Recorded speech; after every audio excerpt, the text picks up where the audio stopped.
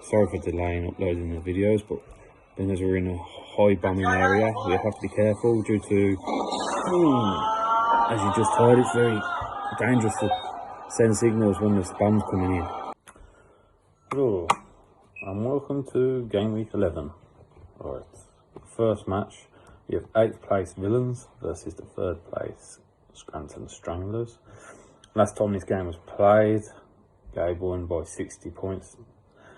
The Villains picked up their lowest points of the season so far, 57.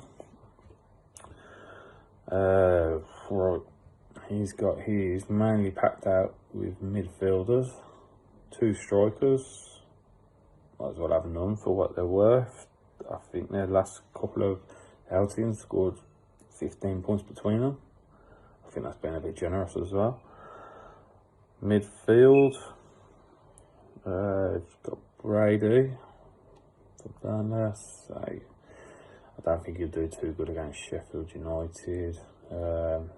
Dukov, Watford, not that good at the moment. Watford, I can't see him doing much, but he does pick up a lot of points. Guendouzi, he's alright, but I won't rate him too much for what he is. Gabe's team's mainly based on his defence, the same as mine. Williams and Azpilicueta and Williams. Cancelo, against Southampton, I can't see him picking up many points. Although he has got Callum Hudson-Odoi on the bench. He might be on the bench, but I can't see why he wouldn't play him against Watford on Saturday. So, another Lanzini. I mean, West Ham are due a good win soon, so I can't. Against Newcastle as well, why doesn't he play him? I mean, and my team, I mean, we're still waiting on Deeney to get better. We've got TAA and O'Connell part of the best defence in the league so far. Sheffield United. I'm willing to put up Bellerin for a trade. My midfield, I've got Fabinho, Fleck, McGinn. I mean, Kyle says, oh, Fleck's the stuff that comes out the one end of a woman, but Gabe's team looks like it comes out the other end when she's giving birth. So, but at this moment, I'm going to have to say the Villains are going to pick him this one. Next game up this week is the BJs versus STP. BJs 7th place, moving up from the bottom, where STP have replaced them. Alright, last time out, STP won 153 to the mighty BJs 77.25. I mean, the BJs are back to the winning ways from last season. Although, looking at his team, he done well last week. I mean, Perez scored more than half his whole points for the season against Southampton in one night. So he hasn't been doing too good. I mean, he's had Harvey Barnes, they're good. Zuma, I can't see him doing too well against Watford. He's got Otamendi in again. I don't think he's going to score too many points. He's still keeping Jota in the team, and Jota's just crap. I think he averages 3-4 points a game. I'll give him a way out. If you want to trade Rashford from Moraes, more than welcome. STP, it's a bit hard to preview the fixture when he's only got 8 players in his team at the moment. He's got Grealish in the midfield, but I can't see him. He might play, he might not. He's picked up enough to say he's going to do alright, but against Liverpool, he wants to keep it in. Lo Celso and Ericsson, I can't see them picking up many points against an Everton team that's doing quite well at the moment. Mane up front versus Villa, I can see him knocking in a few. He should do alright. And he should be putting on Yarmolenko against Newcastle. As you can tell, I don't think Newcastle will do pretty well this weekend against West Ham. So but if I had to have a go, I'm going to say Steve's got this one. Alright, third match of the week. It's 5th place Chudley Cannons against 9th place Ragman. Last time out, Rag won this. We'll start with Rag then. He's got Peters, Stevens and Stones going to be in the team. I can't see them scoring many points to his defence. I mean, Stones is playing Southampton, Hadstow played the midweek. I can't see him putting any pressure on him. No, I can't see much happening there. The Burnley Sheffield United game, I think them two other defenders are going to cancel themselves out. He's midfield, he's got Ali, who's just been playing crap. He's got Foden, I can't see him actually playing. Kante's injured. McTominay, I think, is going to be one of his highest scorers this week. I mean, he's done a swap with headphones for Kane. I think he should do alright, but I can't see Kane get many points this week against Everton. Puckey, he's in denial. He's on fire anymore. I reckon he should look at his subs bench with Ozil. He had a great game in the week. I know he doesn't get on with the manager, but I'd say do alright against Watford. Chudley Cannons. Got Chilwell, Robinson, Tierney in defence. Chilwell should do alright against Palace. Robertson, I don't think he'd do too well with Villa.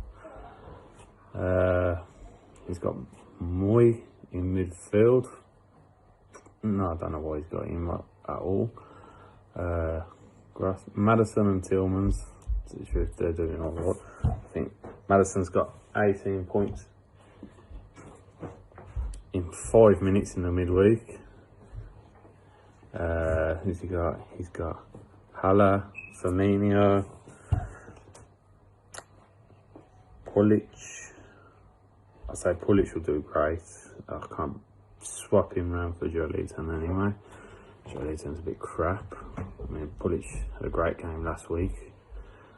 Looking at the two, I reckon this is going to be a close one, but I'm going to have to give it to the Chudley Cannons. Right, fourth fixture is 4th place Peaky and De Bruyne's versus 6th place Colo SC. We'll start with Peaky and De Bruyne's. Defence, he's got Vestergaard. I can't see him scoring many. In fact, I might be on minus points against Man City. They try a bit harder in the league, so I can't see much happening. His defence, he might score. Well, Wan-Bissaka had a quality game the other day, and he's only playing Bournemouth, so I reckon he should score a few points on him. Burn, he didn't have a good week last week, but he might be able to get a few crosses in versus Norwich, so should score quite well in defence there. Martinho against Arsenal. Longstaff, he's got him, but he's on a red card, so the only other midfielder he's got is El Ghazi. So his midfields, I don't think he's going to do well. Lacazette, in his average is not the best. Song, quality player, highly rate him. He's probably only a decent player for Spurs, ahead of Kane, I'd say. Traore, I kept the wrong bloody Wolves striker on there. I should have let Jimenez go. Who else has he got? He's got Barkley and Goodmanson, the other two, they're injured. Colo.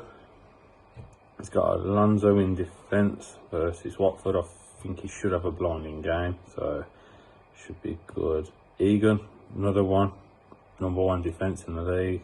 It's Burnley. Can't see too many points getting lost there. Clean sheet. Snodgrass and Trossard let the midfield down, so have a look. Who's he got? He's got Anderson and Fraser. I'd say Anderson should get a few points against Newcastle anyway. Captain Newcastle, obviously. Sterling should have a blind v Southampton. Can't understand why. And Wilson should do well as well.